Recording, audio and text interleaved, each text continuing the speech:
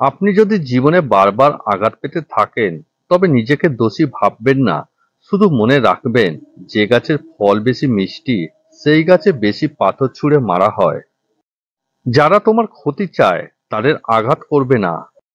তাদের সামনে একটু হাসি মুখে বাঁচবে। দেখবে, তুমি আঘাত করলে যা কষ্ট পেত, ওরা তার থেকে বেশি কষ্ট পাবে।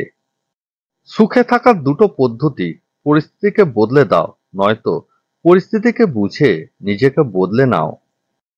জীবনে তিনটি মানুষকে কখনো ক্ষমা করতে নেই: যে ভালোবাসার নামে অভিনয় করে, যে বন্ধুত্বের সুযোগ নিয়ে বেইমানি করে, যে বিশ্বাস নিয়ে খেলা করে। তুমি যখন বিপদে পড়বে, তখন দেখবে রক্তের সম্পর্কে মানুষগুলোই আগে দূরে চলে যাবে।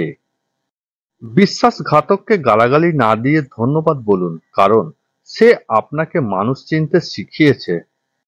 কখনো কখনো সব সত্যিটা জানার পরেও চুপচাপ মিথ্যাটাকে শোনা দরকার।